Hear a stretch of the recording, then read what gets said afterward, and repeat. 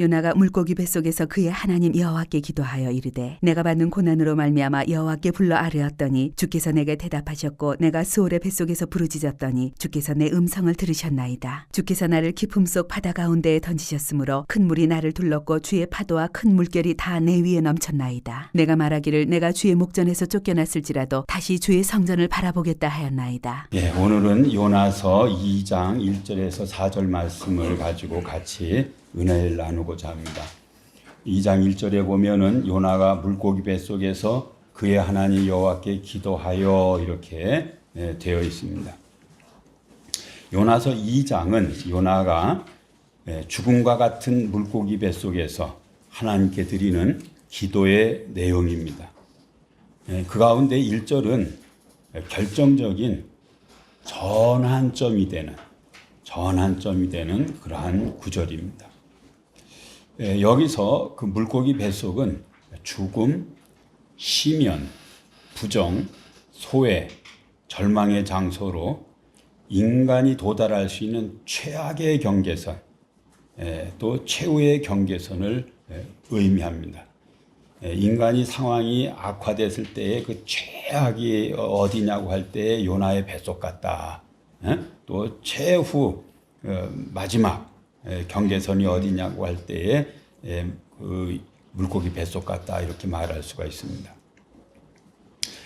이 공간은 사망의 음침한 골짜기와 같은 어두운 장소지만은 동시에 하나님이 임재하는 성소가 됩니다. 물고기 뱃속은 하나님의 심판인 동시에 회복을 위한 장소이기도 합니다. 회복을 위한 장소이기도 하다. 이 공간은 회개의 장소이고요. 새로운 삶으로의 통로이기도 해요. 이게 물고기 뱃속입니다. 이 공간은 죄와 심판의 공간이지만은 하나님의 임재와 구원 역사가 일어나는 장소이기도 한 그러한 공간이 물고기 뱃속입니다. 1절에 보면 요나가 기도하여라는 말이 있습니다. 기도하여라는 말. 이 기도라는 말이 굉장히 큰 글씨로 써야 되는 그러한 어떤 그 단어라고 이렇게 생각이 됩니다. 요나의 무력함이 그 절정에 달한 상태에서 하나님께 나아가는 그 전환, 아까 그 전환점이라고 했지 않습니까?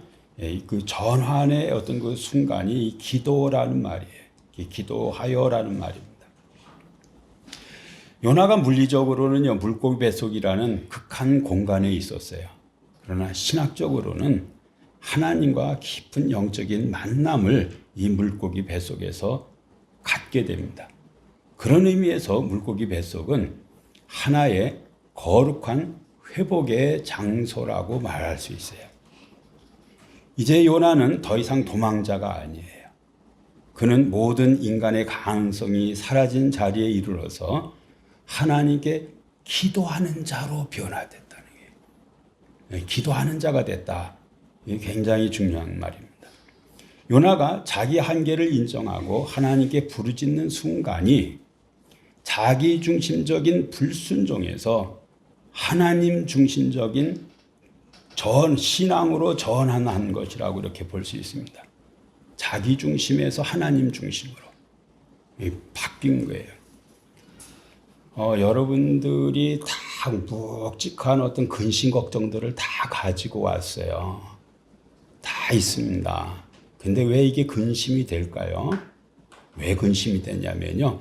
그 문제를 여러분이 해결하려고 하니까는 근심이 되는 거예요. 근데 베드로전서에 보면 너의 모든 염려를 주께 맡겨라. 주께서 너를 돌보신다. 이렇게 말씀했습니다. 그러니까는 근심 걱정은요.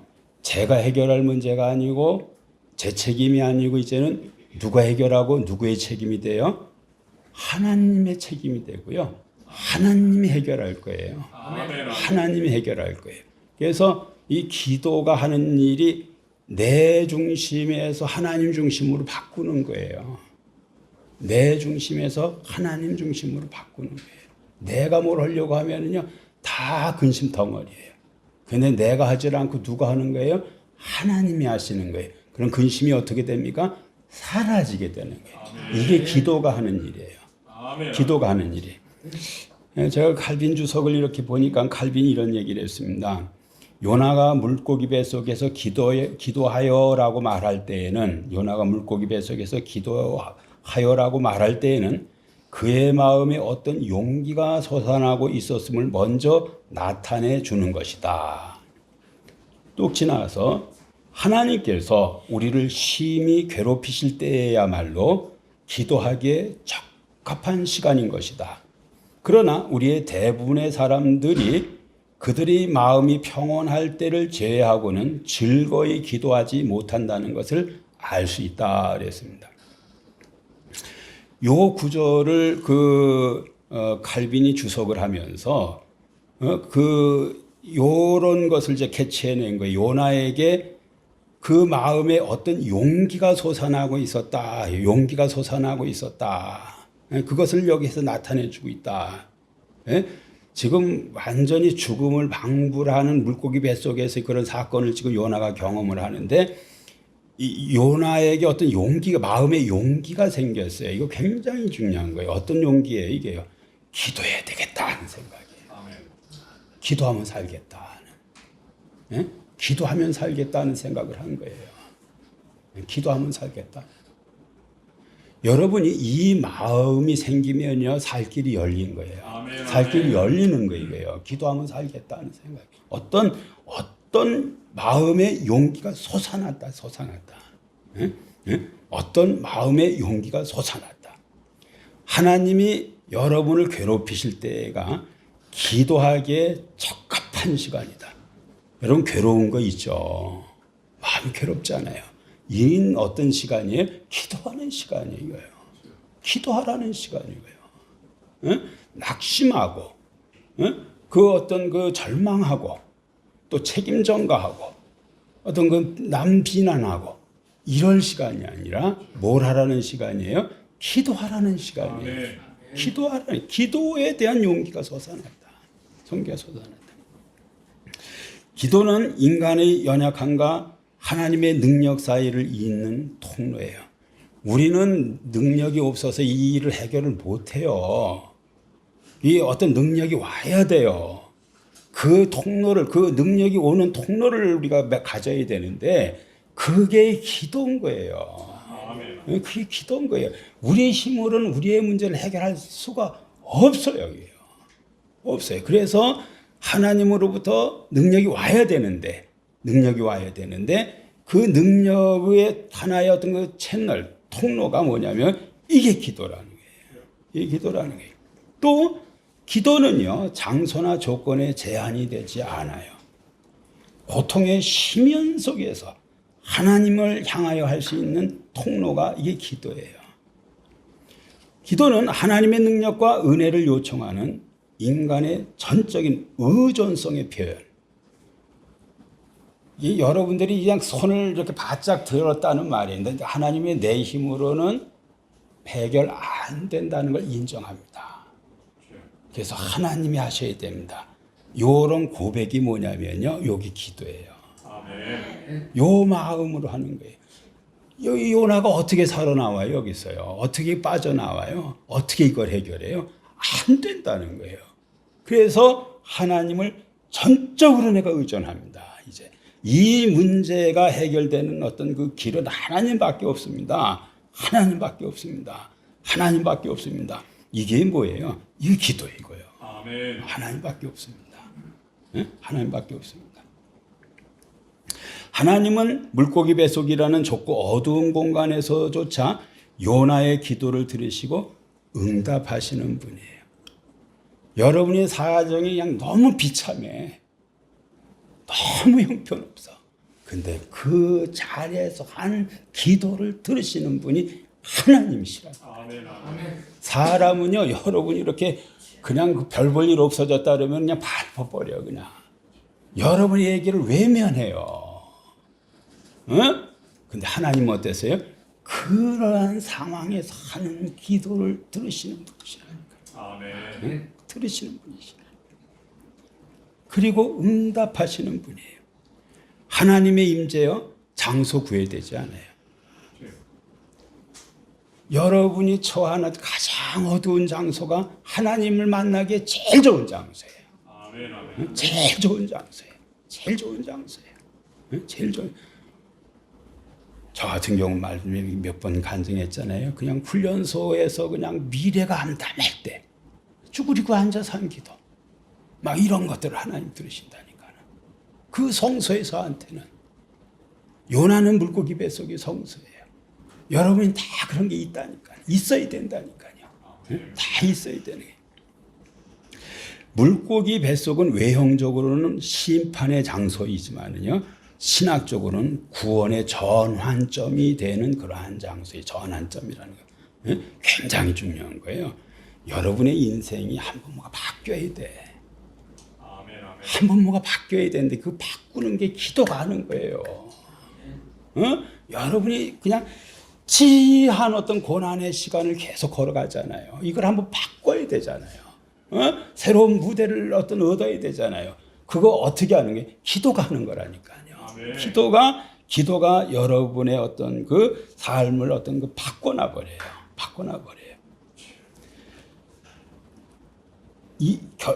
여기에서 그 하나님의 은혜는요, 가장 깊고 어두운 곳까지 침투할 수가 있어요.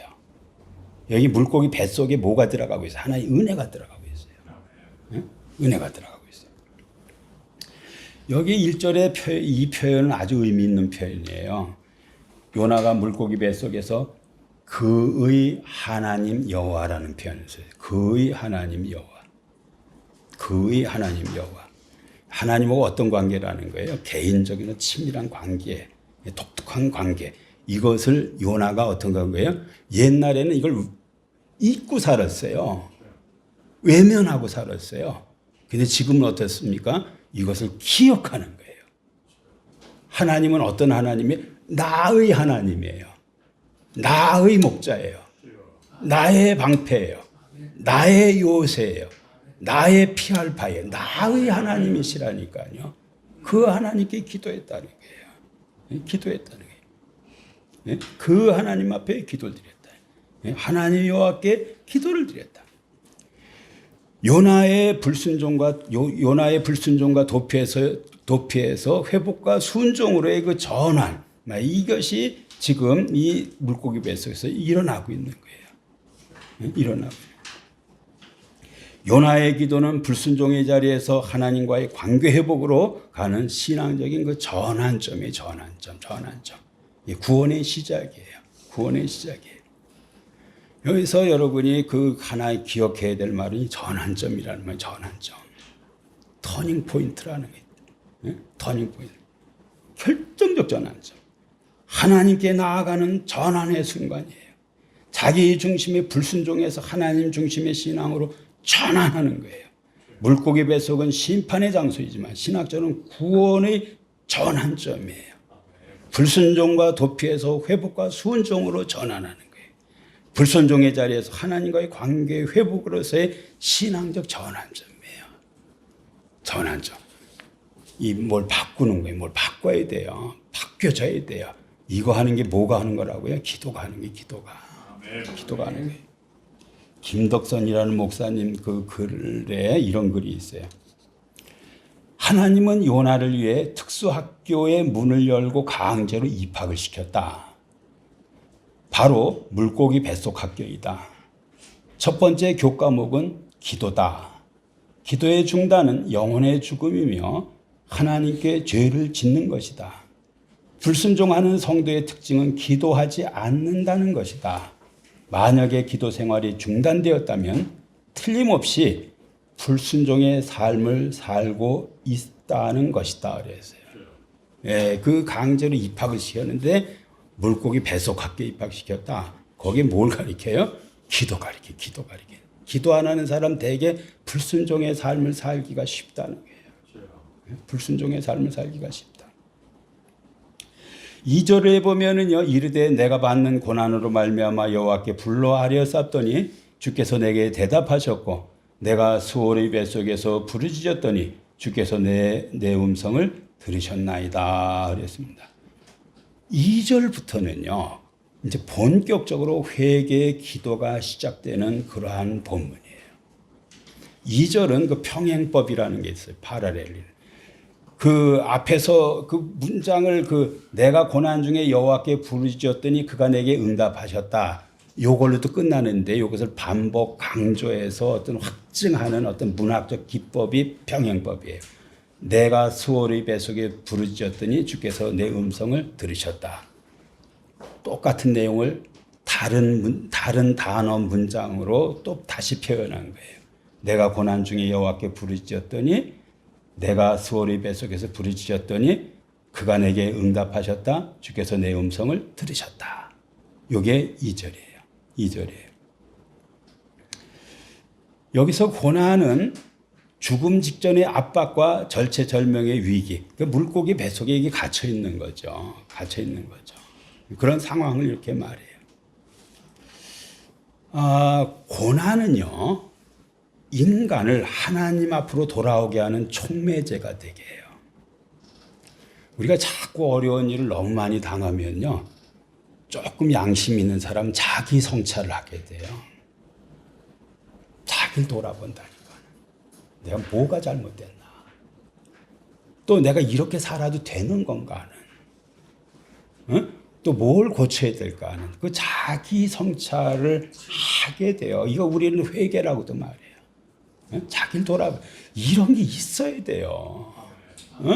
아까 그 전환점 된다래 기도가 전환점을 만든다 그랬잖아요. 이 전환점을 아주 확실하게 만드는 것이 이렇던 그 자기 성찰이에요. 자기 성찰. 자기를 들여다봐요. 자기를 들여다봐요. 매일 남을 향해서 포인트 아웃. 제가 잘못해. 저들은 남편이 어떻다면 매일 나는 뭘 잘못한 거예요. 이런 게 하나도 없는 거예요. 나를 향해야 되는 거예요. 나를 향해야 되는 거예요. 하나님은요, 고난을 통해서요, 뭘 깨트리려고 하냐면 자만을 깨트리려고 해요. 그리고 도피하는 길을 다 봉쇄시켜 놔버려요. 여러분들이 그 영악스러워가지고 다 계산해서 하나님의 뜻도 다 이렇게 해가지고 계산해서 이런 건 이렇게 지킬 거 안 지킬 거 다 구별해 놓고요. 그냥 이런 걸 하는다 그러고 내가 그냥 만만한 거 몇 가지 하려고 그래요. 그리고 그 길 가요. 근데 안 돼, 하나님이. 제 지난주에 얘기했잖아요. 하나님은 뭘 명령했는데 그것을 안 지켜. 그러면 하나님의 어떤 그 주권을 하나님으로부터 빼앗는 행위하고 똑같은 행위라 그랬어요. 하나님 명령했으면 어떻게 해야 돼요? 지켜야 돼요. 지켜야 돼요. 예? 그래서 고난이 인간의 자만과 도피의 길을 다 깨트리고 봉쇄해버려요. 그리고 하나님 앞에 정직하게 서게 만들어요. 서게 만들어요. 2절에 내가 내가 받는 고난으로 말미암아 여호와께 불러 아뢰었더니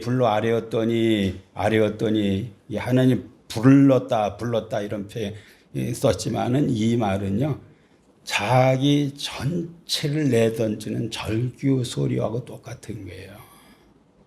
이 죽음 앞에서 요나가 어떤 그 마음으로 그냥 아뢰겠어요. 그냥 나 죽어야 하는 거예요. 그냥 하나님 도와주지 않으면 나 죽어야 하는 식으로요. 그냥 절규하는 거예요. 이게 우리가 필요하다니까요. 하나님이 나를 도와주지 않으면 나 진짜 죽게 된다니까요. 나 죽어야 하는 절규예요. 절규예요. 그리고 회심과 신뢰가 어떤 거 포함된 그 회복의 기도라고도 볼 수 있어요. 근데 요나가 뭐라고 말하냐면 주께서 내게 대답하셨다 그랬어요. 하나님 어떤 분이신가? 요나의 기도를 외면하지 아니하시고 응답하시는 하나님이세요. 응답하시는 하나님. 하나님의 응답은 곧 하나님의 임재와 관심과 은혜의 행동을 뜻해요. 은혜의 행동을 뜻해요. 2절에 보면 또 대답하셨고 이런 말도 있어요. 네, 지금 물고기 뱃속인데요. 요나는요, 지금 아무런 외적 환경이 바뀐 게 하나도 없어요. 그냥 물고기 뱃속이에요. 그런데 이 표현들은요, 그 독특한 표현이에요. 내가 받는 고난으로 말미암아 여호와께 불러 아뢰었사옵더니 주께서 내게 대답하셨고 내 음성을 들으셨다 그랬어요. 이게 기도의 하나의 어떤 그 표현이라고 이렇게 볼 수 있어요. 요나는 여전히 물고기 뱃속에 있어요. 그러나 그는 하나님의 응답을 체험했어요. 그 기도 생활하는 사람 이거 다 경험을 해요. 어떤 경험을 하냐면요. 이제 어떤 큰 문제를 가지고 뭐 기도원을 가든지 또 어디 작정을 해서 어느 장소에서 뭐 오랜 세월 40일이고 막 기도라든지 막 이렇게 기도를 할 때 무엇부터 오냐면요. 마음의 평안부터 와요. 기도하기 전에는요. 너무 근심이 돼가지고 잠도 잘 안 오고 그 다음에 그냥 밥도 잘 안 넘어가고 너무 이렇게 힘들었는데 기도를 쭉 하는 동안요. 그 근심이 그냥 이렇게 사라져 버렸어요. 잠도 잘 자요. 평안이 와버렸다니까. 마을 평안이 와버렸다니까. 어? 그 요나에게 그 하나님이 그냥 물고기 배에서 기도하는 중에 위로와 확신이 주어진 거예요. 예? 그 일이 걱정이 하나도 안 돼. 전에는 엄청 걱정됐어요, 이거요. 엄청 걱정됐어요. 그런데 깊이 기도하는 동안 어떻게 된 거예요? 그냥 그 확신이 와버려가지고 걱정이 하나도 안 되는 거예요. 그리고 얼마 지나면요, 이게 사건이 돼 있어요. 이게 기도응답 과정이에요. 기도응답 과정이에요. 먼저 뭐가 와요? 위로가 와요. 뭐가 와요? 확신이 와요. 확신이 와요. 위로와 확신이 오고 그 다음에 그것이 사건으로 주어져요. 그게 사건이 돼요. 이게 기도응답의 과정이에요. 많은 믿음의 사람들이 그래요. 너무 근심스러워가지고 기도 시작을 해요. 근데 그 근심이 사라져요. 그 염려가 사라져버려요. 그리고 확신과 위로가 와요. 위로가 와요. 위로가 와요. 2절에 주께서 내 음성을 들으셨나이다. 이 말은 들었다는 것은 하나님의 관심을 가지고 반응을 했다는 그러한 말이에요. 그러한 말이에요. 주께서 내 음성을 들으셨다. 이 말은요, 구약의 언약 신학에서 반복적으로 강조되는 하나님의 속성이에요. 제가 그 기도할 때에 늘 이 표현을 써요. 시편에 나오는 구절을 인용하는 건데, 기도를 들으시는 주여, 모든 육체가 주께 나옵니다. 하나님 어떤 분이신가 할 때 기도를 들으시는 분이에요. 기도를 들으시는 분이에요. 자신의 백성의 고통에 무관심하지 않으신 분이에요.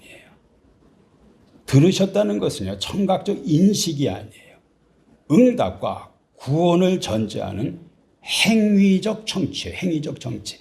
무슨 말이 들었다는 것은요, 이제 팔을 걷어붙이고 해결을 시작했다는 말하고 똑같은 말이에요. 하나님이 들었다는 말이에요. 제가 뭐 우리 자녀들이든 또 저와 같이 친밀한 어떤 사람이 어떠한 그 참 힘든 얘기를 하면은요, 저 그 고민 시작합니다. 저거 어떻게 도울까 하는 거. 고민합니다. 방도를 찾습니다. 하나님 마찬가지예요. 하나님 마찬가지예요. 예? 응답과 구원을 전제하는 행위적 청취가 들으셨다는 말이에요. 들으셨다는 말이에요. 여러분 이걸 믿으세요. 하나님 기도를 들으시는 분이다. 기도를 들으시는 주여 모든 육체가 주께 나옵니다. 왜 나와요? 기도하라. 기도하러 나오셔야 돼요. 기도하셔야 된다니까. 네? 나 같은 사람이, 그런 사람의 기도는요, 즉각 우리같이 예수 오래 믿은 사람의 기도는요, 더딘 게 많아요. 근데요, 새로 막 예수 믿는 사람의 기도는 하나님이요, 그냥 아주 그 증거를 보여주려고 그냥 얼마나 그냥 아주 그냥 뚜렷하게, 구체적으로, 그냥 확실하게 막 보여주는지 몰라요. 예? 내가 그냥 연조와 이런 거 상관없어요. 내가 이런 처제, 그것도 상관도 없어요. 그냥 기도 막 하는 거예요. 나 죽어요. 그거 기도예요, 하나님. 나 못 살아, 이렇게 하면은. 하나님 앞에 부르짖는 거예요. 길을 내달라고. 문제를 해결해달라고. 하나님 앞에 기도하는 거예요. 이 듣는 하나님은 무심한 절대자가 아니에요. 언약의 기초에서 자기 백성의 고통에 개입하는 구속자다. 구속자다. 이걸 기억하셔야 돼요. 기억하셔야 돼요. 2절을 정리하자면 2절은 요나서의 회개 기도의 서문이에요. 죽음의 가장 깊은 자리에서도 하나님의 긍휼은 임하고 기도는 상달된다는 구속적 은혜의 원리를 압축적으로 담고 있어요. 가장 깊은 자리에서, 고통스러운 자리에서 하나님의 긍휼이 임한다는 거예요. 긍휼이 임한다. 기도는 상달된다. 이건 믿으세요. 아멘, 아멘. 기도는 상달된다. 이걸 믿으셔야 돼요. 네? 믿으셔야 돼요. 죽음의 시면 이것이 회개의 출발이 될 수 있어요. 여러분이 고통스러운 일들이요, 여러분의 회개의 출발점, 은혜의 시작점이 될 수가 있어요. 은혜를 주시려고 이렇게 괴롭히는구나 이렇게 생각하셔야 돼요. 응? 은혜를 주시려고, 여러분의 회개를 통해서 은혜를 주시려고 이렇게 나를 괴롭히시는구나, 그 괴로움을 줬나 보다 이렇게 생각하셔야 돼요. 요나서 2장 2절을 요약하면은 나는 죽은 자들과 같았으나 주께서 내 목소리를 들으셨나이다. 이게 요약해서 말해요. 하나님 들으셨다. 하나님 들으셨다. 들으셨다. 이 말씀은 한 선지자의 회복 이야기가 아니라 오늘날 모든 신자가 절망 중에 부르짖을 때 붙들어야 할 소망의 선언이에요. 예? 하나님 내 기도 들으신다. 내 기도 들으신다. 이거 붙드셔야 돼요. 예? 이거 붙드셔야 돼요. 기도를 이길 수 있는 거 아무것도 없습니다. 여러분 이리 뛰고 저리 뛰고요. 이거 아무것도 아니에요. 하나님이 높이셔야 돼. 하나님이 세우셔야 돼. 하나님 부하게 하셔야 돼. 하나님이 길을 여셔야 돼. 하나님 축복하셔야 돼. 아멘, 아멘. 그 통로 기도예요. 기도. 기도로 되는 거고요. 기도로 되는 거예요. 기도하셔야 된다니까. 아멘. 2절은 다음과 같은 진리를 가르쳐요. 첫 번째는 하나님은 극한 고난 속에서도 응답하시는 분이시다라는 거. 수월 같은 절망의 자리도 하나님의 임재로 충만할 수 있다는 거. 여러분이 생각할 때는요, 아주 그냥 건사한 예배당에서 막 뭐 이렇게 이런 예배를 드려야 거기 임재, 그러지 않습니다. 여러분이 그냥 삶의 현장에서 너무 괴로워서 그냥 철푸덕 주저앉아서 엉엉 울면서 하나님 나 좀 살려주세요. 그냥 나 힘들어요. 할 때 거기 하나님의 임재가 있어요. 아멘. 예, 하나님 임재가 있어요. 그 성소라니까 그게. 그 장소를 하나님이 뭘로 충만하게 할 수 있어요? 은혜로 충만하게 할 수 있어요. 임재로 충만하게 할 수 있어요. 그 장소를 갖다가. 그 장소를 갖다가. 둘째로는요, 부르짖음은 죽음의 경계선에서 피어나는 신앙의 행위와 같아요. 하나님의 자비를 일으켜요. 여러분이 기도를 하면 하나님의 자비로운 마음이 막 일어나. 긍휼의 마음이 막 일어나. 돕고 싶은 마음이 저를 어떻게 돕죠? 하는 마음이 일어나는 거예요. 자비의 마음을 막 일으켜요. 뭐가? 기도가. 하나님의 막 그 긍휼의 마음을 막 일으켜요. 불러일으켜요. 불러일으켜요. 불러일으켜요. 2절은 단지 위기 속에서의 기도가 아니에요. 죽음 속에서도 소망을 노래하는 구속신학의 진주와 같은 구절이에요. 여러분 생각에는요, 그 환경이 좋은 때만 막 그 강한 하나님 임재가 있고 찬양이 있고 이럴 것 같죠? 그렇지 않습니다. 이런 데 있어요. 이런 데. 아멘. 아주 극한 어려움 속에 있는 거예요. 이때 진짜 찬양이 나오고요. 진짜 감사가 나오고 진짜 감격이 생기는 거예요. 진짜 감격이 생기는 거예요. 이 구절은 우리가 어떤 기품에 있든지 주께서 내 음성을 들으셨나이다라는 고백이 우리 입에서 흘러나올 수 있게 하는 은혜의 역사를 품고 있어요. 환경은요, 죽을 지경이에요. 근데 이 사람 요나가 뭐라 그래요? 주께서 내 음성을 들으셨나이다. 이렇게 고백할 수 있는 사람이 뭐가 걱정이 되죠? 뭐가 염려가 되죠? 뭐가 두렵죠? 뭐가 답답하죠? 하나님 들으셨다는데. 하나님 들으셨다는데. 그 위로가 먼저 와 있어요, 내 마음에. 그 확신이 내 마음에 와 있어요. 와 있어요. 그래서 환경 아무리 난장판이어도요, 마음의 평안을 떠나질 않아요. 하나님의 은혜가 떠나질 않아요. 떠나질 않아요. 제가 많은 어려움이 이렇게 있어도 잘하는 게 두 가지가 있어요. 그래서 이걸로 건강을 제가 잘 지키는데, 하나는 뭐냐면 아무리 어려워도 그냥 잘 잔다는 거예요. 한 번도 제가 고민하고 이렇게 이렇게 잠자리에 들은 적이 없어요. 그냥 자고, 그다음에 비교적 잘 먹고.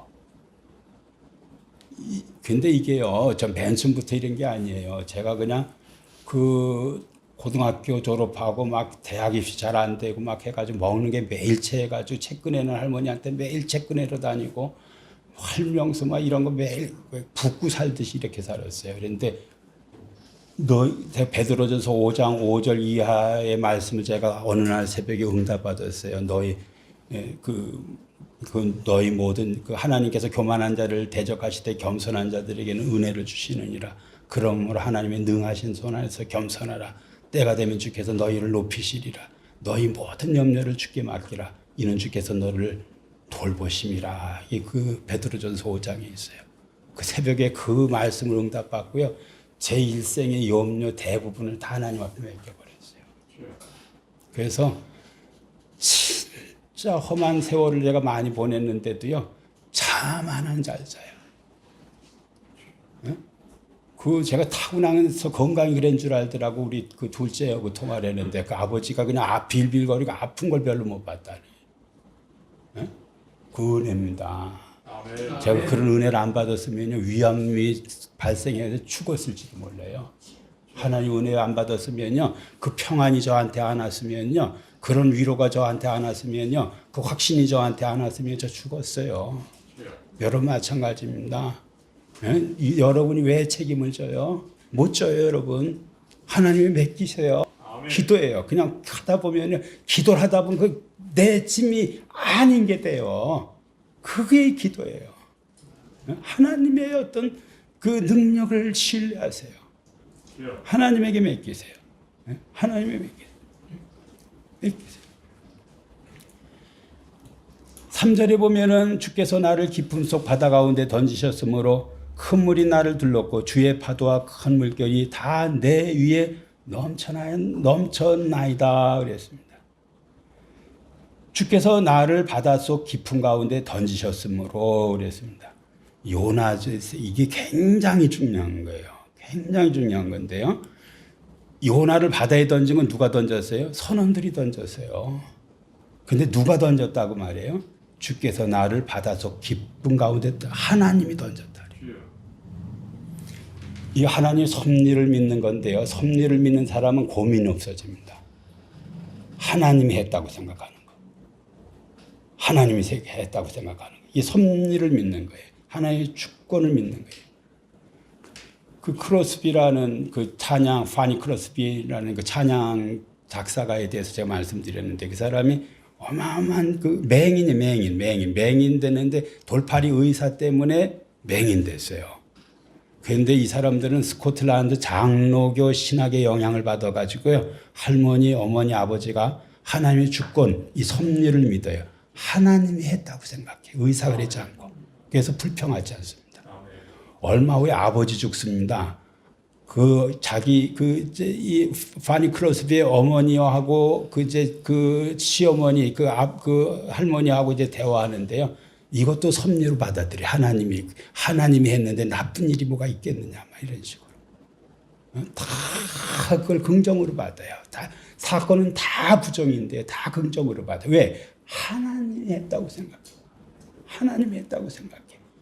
그러니까 다 긍정으로 받아요.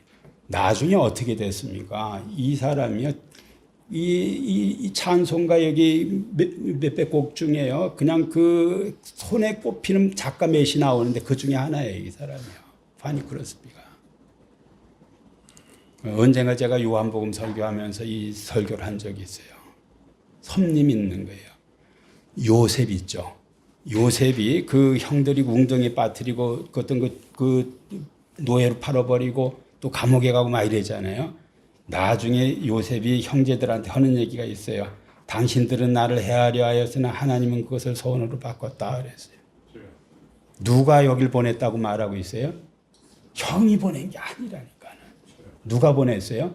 하나님이 보냈다고 생각해요. 섭리를 믿는 거예요. 섭리를 믿는 거예요. 하나님이 했다고 생각하는 거예요. 나의 어떤 그 삶은 하나님의 계획과 다스림 가운데 있다. 그러면은요, 우리 생각에는 나빠 보이는 환경들이 있어요. 이런 거는 감사가 안 나와요. 그런데 섭리를 믿으면 이것도 감사가 되는 거예요. 예? 만약에 요셉을 갖다 형이 안 팔아버렸으면, 또 보디발의 아내가 감옥에 집어넣지 않았으면 국무총리가 됐을까요? 안 됐을까요? 안 됩니다. 파니 크로스비도 마찬가지예요. 예? 다 섭리로 믿어버리는 거예요. 섭리로 믿는 거예요. 엄청 중요한 거예요. 여러분, 이게 장로교 신학의 이게 하나님의 주권을 믿는 거, 하나님이 했다고 믿는 거. 그러면은 하나님은 God is good, 선하다는 거예요. 선한 하나님으로부터 뭐가 왔어요? 나쁠까요? 좋을까요? 좋은 거예요. 고난? 좋은 거예요. 내가 볼 때 이 기가 막힌 이해도 안 되는 어떤 누가 봐도 이거 좋다고 말할 수 없는 그 환경이요, 찬양의 이유가 되고 간증의 제목이 된다니까는. 그렇게 된다니까요. 나는 그 이지선이라고 그 연세대학교 뭐 다니다가 그 화상 입어가지고 전신 막 이렇게 된 자매 있잖아요. 나 그 정신력이 대단하다. 난 노벨 무슨 뭐 신앙상이 있으면 하나 받아야 될 사람, 그런 사람들이요. 그런 사람들이 어떻게 이렇게 당당하게 살아요? 다 섭리 믿는 거예요. 하나님이 했는데 뭐가 문제가 되는 거예요? 하나님이 했는데, 하나님이 했다고 생각하는 거예요. 주께서 나를 기쁨 속 바다 가운데 던졌다. 선원이 던진 게 아니에요. 선원이 던진 게 아니에요. 주께서 던졌다. 주께서 던졌다. 네? 여러분을 어떤 골탕 먹이는 어떤 일을 여러분 지금 겪고 있어요. 하나님이 하신 거라고 믿으세요. 아멘. 왜? 그게 좋아서. 아멘. 살아보면 그게 좋기 때문에. 좋기 때문에 하나님이 그 길을 그냥 밀어놓으시는 거예요. 아까 얘기했잖아요. 특수학교의 문을 열고 그냥 강제 입학을 시키는 거예요. 네? 입학을 시키는 거예요. 입학을 시키는 거예요.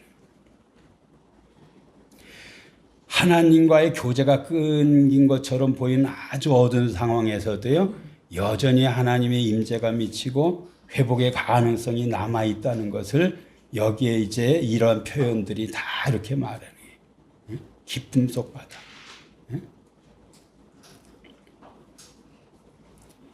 주의 파도와 큰 물결이 다 내 위에 넘쳤다. 이게 주의 파도라고 해요. 주의 파도. 파도가 이게 지금 괴롭히는 거잖아요. 죽이려고 그러는 거잖아요. 근데 이거 하나님의 파도라고 그러면 하나님의 파도라고 그런다니까요. 하나님의 파도. 심판처럼 보이는데요. 그 목적은요, 파괴가 아니라 돌이킴과 회개, 회복과 구원에 있어요.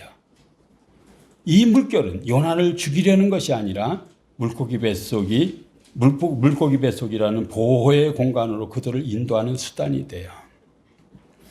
이게 그냥 이런 것을 통해서 지금 그 물고기 뱃속으로 그게 안전한 보호처가 되는 거예요. 여러분이 지금 지난주에 들은 말씀드렸어요. 여러분 지금 어떤 고난을 당하고 있어요. 이게요, 더 큰 고난을 막고 있는 거예요. 더 큰 고난을 막고 있는 거예요. 그 물고기 뱃속이요, 만약에 거기 안 들어가면 어떻게 바다에 그냥 빠져 죽어. 근데 그 안에 들어가서 산 거라니까요. 내가 지금 이 어려운 일 때문에 내가 살고 있는 거라니까요. 더 큰 어려움을 막고 있는 거 이게요. 막고 있다고 생각하는 거예요.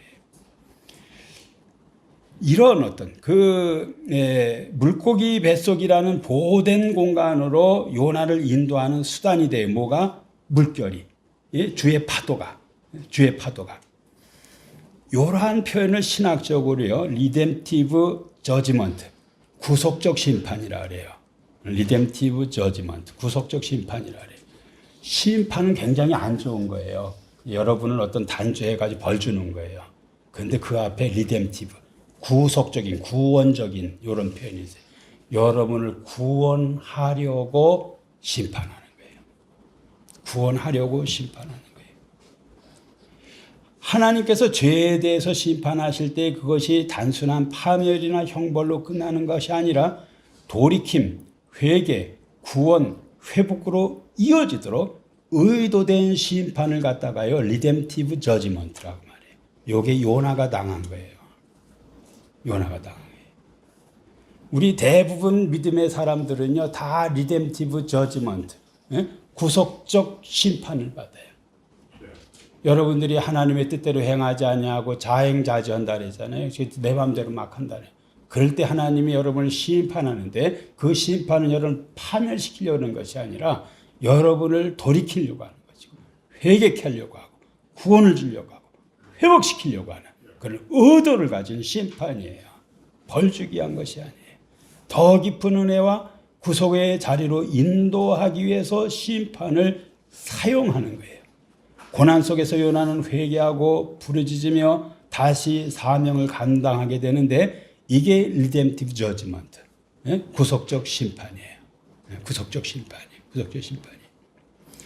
구속적 심판의 어떤 그 절정이 있어요. 그게 십자가예요. 십자가는 진짜 좀 무자비한 심판이에요. 근데 그 속에는요 구원의 그 십자가는 하나님의 심판의 절정이기도 하지만요 구원의 절정이기도 해요. 그 절정이 사람 살리려고 심판하는 거예요.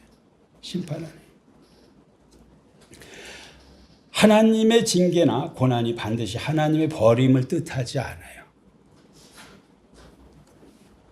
하나님은요 진짜 사랑하는 사람을 그냥 가지고 부지런히 징계한다 그래. 부지런히 징계한다. 제가 언젠가 그 읽은 글이 있는데 유대인들이 늘 하나님 앞에 chosen people, 하나님 앞에 우리가 어떻게 이렇게 선택된 백성이 됐습니까? 그래서 그냥 너무 흥분이 되는 거 이게 느껴져가지고 나를 뽑아줬다는 거에 대해서 내가 하나님의 선택된 백성이. 그런데 또 하나 유대인들이 이제 또 하는 얘기가 있어요. 근데 왜 이렇게 나를 괴롭히십니까? 왜 이렇게 괴롭히십니까? 유대인들 같이 괴롭힘을 많이 당한 역사적으로 그런 민족이 드물어요. 괴롭히네. 왜 괴롭혀요? 리뎀티브 저지먼트. 바른 길로 가라고. 바른 길로 가라고. 너만은 그렇게 살면 안 된다고. 네가 하나님의 선택된 백성이다 너. 너는 그렇게 하면 안 된다고. 그래서 건실이 어떻게 해요? 괴롭혀요.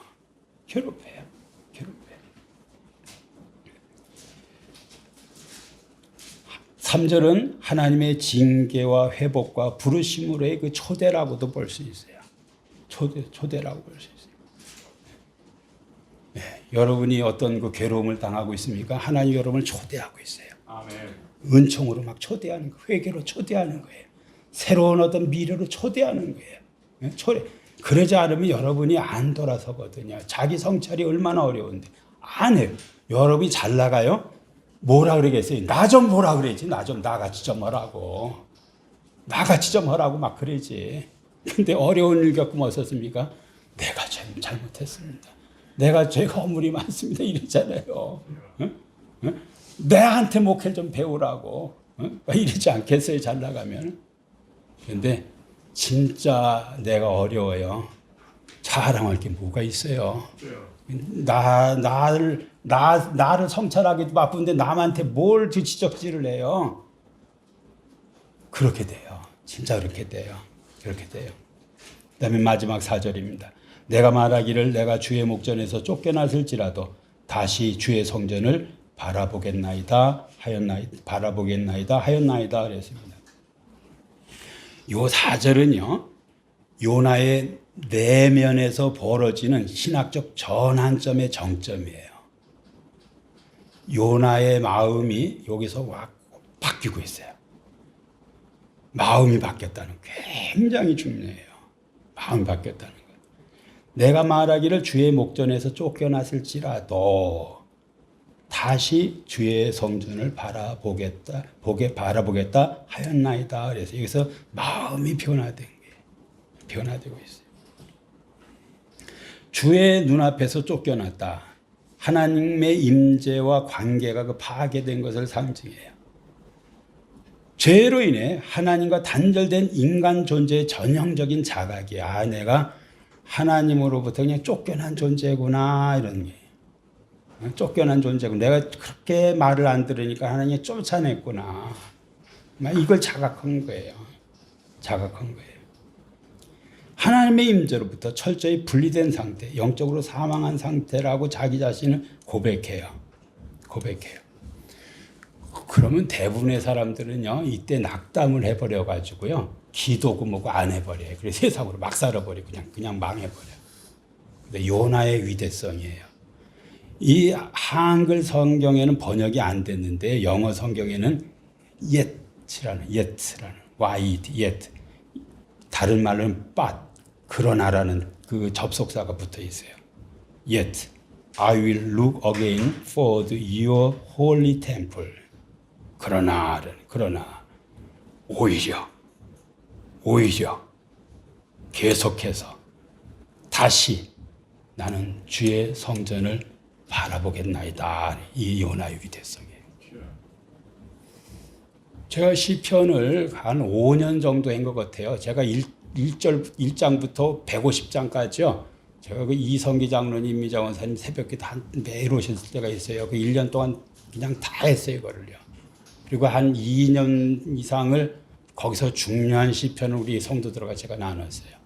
시편을 하면서 시편 기자의 어떤 그 위대성들이 있어요. 그 대부분 다윗인데요. 그 다윗의 위대성이 있는데, 다윗은요, 죄를 져서 어떤 하나님 앞에 버림받은 감정이 생기든, 또 문제가 생겨서 어떤 그냥 곤란한 상황이 생기는 어떤 상황이든, 또 너무 승승장구해서 잘 되든 늘 하나님을 찾았다는 거예요. 이게 다윗의 위대성이고요. 시편 기자의 위대성이에요. 뭐예요? 다시 하나님을 찾는 거예요. 이 상황에서, 여기에서 찾는 거예요. 여기에서, 지금 이 상황에서 찾는 거예요. 내 모습 이대로 내가 조금 담배도 끊고, 아니에요. 그냥 담배 피면서 찾으셔야 돼요. 뭐 술도 끊고 그냥 술 드시면서 하나님을 찾으셔야 돼요. 그냥 그 상황에서 하나님을 찾으셔야 돼요. 우리가 예수를 믿으라면 이걸 좀 끊고 이것 좀 안 하고 이것 좀 정리하고, 아니야. 그 상황에서 오히려 내가 주의 성전을 바라보겠나이다. 그게 굉장히 중요한 거예요. 아멘. 진짜 하나님을 바라보겠다는 이 결단 굉장히 중요한 거예요. 굉장히 중요해요. 요나는 하나님의 임재에서 쫓겨났다고 느끼지만 그 와중에도요, 하나님의 얼굴을 바라보고 싶어하는 신앙적 갈망을 말해요. 신앙적 갈망을. 목사도요, 기도가 늘 잘 되는 거 절대 아니에요. 제가 이사하기 전에 저희 교회에서 새벽에 일찍 가는데 그렇게 기도가 안 되는 거예요. 그래도 그냥 끙끙거리면서 그냥 그 강대상에 그냥 어떤 때는 그냥 앉았다, 엉덩이 앞에서 누웠다, 막 비틀마다 막 몸살을 치며 앉아 있는 거예요. 그냥 진짜 막 기도 술술 나오는 거 그거 같이 복이 없어요, 세상에요. 그러잖아요. 근데 그 마음에 기도 좀 그냥 속 시원하게 좀 했으면 좋겠다. 그냥 기도가 좀 잘 나왔으면 좋겠다. 막 그냥 언제 내가 그렇게 그냥 술술술 기도를 했나, 막 이런 생각이 들고요. 기도에 대한 갈망이 엄청 강한 거예요. 엄청 강한 거예요. 제가 교회 하나 찾았다 그랬잖아요. 가서 제가 한 3시간, 4시간씩 그냥 그대로 앉아 기도해요. 기도가 되니까요, 그렇게 좋을 수가 없어요. 사건 그대로예요. 문제 그대로예요. 어려움 그대로예요. 그런데요, 한 4시간 정도 기도하고 나보세요. 그냥 힘이 와 있어요. 든든하고요. 이렇게 잠에서 맨 처음에 깰 때요, 찬송가가 흥얼거려져요. 전에는요, 허무한, 그냥 그 잠에서 일어나면 기분 되게 나빠. 그런데 찬양 나와요. 오늘 새벽에는 성령이여 강림하사가 나오더라고요. 새벽에 찬양하면서 내가 일어나요. 기도하면요, 달라져요. 막 이렇게 걸어 다녀도 막 찬양이 막 나와요. 전에요, 안 그랬어요. 안 그랬어요. 갈망이에요. 하나님에 대한 갈망이에요. 갈망이에요. 이러면은요, 그냥 살아요. 내가 가진 거 다 무너져도 또 일으키시는 분이 하나님이세요. 나는 이것만 있어야 산다고 생각하는데 하나님 아니라 그래요. 그거 없어도 산다 그래요. 또 일으키신다 그래요. 여러분 믿으셔야 돼요. 믿으셔야 돼요. 하나님의 임재를 갈망하고 다시 찾는 것이 진정한 회개의 본질이에요. 회개 뭐냐? 기도줄 다시 잡는 거. 이게 회개라니까는. 기도가 돼. 살길 열린 거예요. 살길 열린 거예요. 살길 열린 거예요. 성전을 바라보는 것. 이건 성전은 하나의 임재 장소예요. 요나의 마음 방향이 하나님께로 전환이 됐어요. 이는 하나님의 은혜에 대한 신앙적 회복의 시작이에요. 시작이에요. 결론입니다. 회개의 첫걸음은요, 하나님의 얼굴을 다시 찾는 거예요. 우리도 죄와 불순종으로 인해 하나님과의 관계가 끊어진 것처럼 느낄 때가 있어요. 그때 가장 중요한 것은요, 절망 속에서도 하나님을 향해 마음의 방향을 전환하는 거예요. 어떤 때는요, 너무 피곤하면요, 이렇게 기도할 때요, 이렇게 그냥 그렇게 기도가 원활하지 않아요. 그래도요, 좀 있으면요, 구름 거치듯이 또 다시 기도가 이렇게 다 돼요. 응? 좀 하다 보면은 또 이렇게 그냥 좀 이렇게 마중물이 부어줘야 돼요. 시간이 좀 이렇게 뜸이 들어야 막 기도가 이제 막 나와요. 막 나오게 돼요. 막 나오게 돼요. 쫓겨난 것처럼 느껴질지라도 이게 굉장히 중요한 거예요. 그러면 여러분들이 얘라 모르겠다 막 살아야지. 이게 아니라 오히려 그럴 때 어떻게 해야 돼요? 주의 성전을 바라보겠나이다. 하나님의 임재에 대한 막 갈망. 하나님 나 이렇게 어떤 그 갈망이 있어요. 이 갈망을 하나님 어떤 게 열어주세요. 이렇게 어떤 강구를 하셔야 돼요. 응? 강구를 하셔야 돼요. 둘째는 성경 중심의 신앙이에요. 우리의 시선이 그리스도를 향할 때 죄와 심판, 절망의 자리에서도 구속과 회복이 시작이 돼요. 예. 하나님을 향하면요, 기적이 일어난다니까요. 아멘. 좋은 일 생긴다니까요. 예? 좋은 일 생긴다니까요. 제가 아까 예배 시간에 히브리서 13장 7절 말씀을 제가 읽었어요. 하나님의 말씀을 너희에게 일러주고 너희를 인도하던 자들을 생각하며 그들의 행실의 결말을 주의하여 보고 그들의 믿음을 본받으라. 이게 엠마누엘 칼리지 케임브리지에 가면은요, 엠마누엘 칼리지 케임브리지에 있나 하여튼 엠마누엘 칼리지인가 어느 칼리지에 이 벽화에 그 스테인글라스에 이 구절이 써 있어요. 이 표현이 뭐냐면 너희를 인도하던 자들을 생각하며 그들의 행실의 결말을 주의하여 보고 그들의 믿음을 본받으라 그랬어요. 본받으라 그랬어요. 진짜 믿음으로 잘 산 사람들이 어땠는지를 한번 봐라 이렇게 말해요. 이거 진짜 하나님이 다 하는 거예요. 이런 것들은요. 네, 기도 못 당합니다. 믿음으로 산 사람들의 애들이 어떤지를 이렇게 한번 봐라 이 말이 히브리서 13장 7절의 말이 그런 말이에요. 하나님의 말씀이 너에게 일러주고 하나님의 말씀을 너에게 일러주고 너희를 인도하던 자들을 생각하며 그들의 행실의 결말을 주의하여 보고 그들의 믿음을 본받으라. 진짜 신실하게 믿음. 이동인 선교사님네 가족들이 대단하게 된 얘기 많이 했잖아요. 이동인 선교사 고종 사촌이 안암병원 병원장, 나중에는 의무부총장이 돼가지고요. 저하고 동갑인데, 대단한 존재가 돼 있더라고요. 이동인 선교사 그분 그래요. 자기 집안에 재벌만 없대. 다 있대. 판사, 검사, 의사, 뭔데 다 있대. 교수, 학장, 총장 다 있대. 진짜예요. 네. 어제 이순일 교수라는 사람이 와주대 물리학과 교수인데 제가 옆에 앉아서 둘이 많이 얘기를 해요.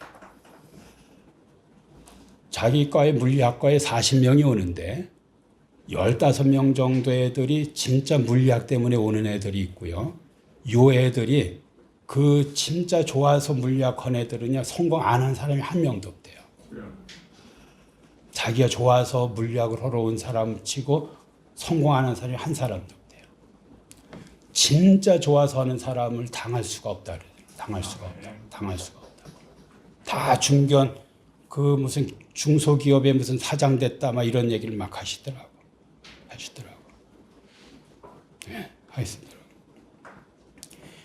우리가요, 기도 이렇게 가볍게 생각하면 안 됩니다. 진짜 다른 거 다 포기하고 기도하는 게 더 어떤 낫습니다. 저는 저희 어머니가 제가 그 군대에 있을 동안 3년을 저를 위해서 매일 열심히 그 교회 가서 기도를 해줬는데 제가 군대에서 그냥 큰 은혜를 받아서 이렇게 목사가 되어버렸어요. 저는 그 생각으로 내가 이제 남은 3년을 우리 성도들을 위해서 그냥 아비 심정으로 내가 매일 기도를 해야 되겠구나. 아멘. 우리 어머니가 아침에 성전을 찾아서 기도하듯이 내가 그냥 그렇게 기도해야 되겠구나. 이런 생각을 하게 됐어요. 그렇게 할 거예요. 제가 하려고 할 거예요. 할 거예요. 여러분들도 여러분이 당한 모든 고난에서 빠져나오는 유일한 하나의 길이 있는데 그 전환점을 만드는 방법이 있는데 그게 뭐냐? 기도라는 거. 아멘. 그래서 뭐든 다 어떤 시간들 다 어떤 데서 제일 우선해서 할 일이 기도 시간을 어떻게 똑 띄워놓은 보세요. 그리고 그때에 자녀를 위한 기도를 그냥 집중적으로 십수년을 해보세요. 그 아이의 길이 그냥 활짝 열리고요. 아멘. 특별한 위치에 가서 다 일을 하게 될 거예요. 응? 특별한 위치에 가서 다 그렇게 할 거예요. 기도하겠습니다. 하나님 아버지, 오늘 요나서 2장 1절에서 4절 말씀을 통해서 저희를 도전하시는 것을 진심으로 감사를 드립니다. 아멘. 정말 쫓겨난 것처럼 느껴질지라도 주여. 다시 하나님의 임재 장소를 아버지 임재를 소망하며 아버지 하나님 앞에 부르짖었던 요나와 같은 그러한 아버지 하나님의 영성과 심정을 주여. 저에게 쏟아 부어 주시기를 원하오며 아멘. 기도를 통해서 우리의 아버지 인생의 새로운 전환점을 꼭 만들 수 있도록 은혜를 베풀어 주시옵소서. 아멘. 감사드리며 예수님의 이름으로 기도하옵나이다. 아멘. 아멘.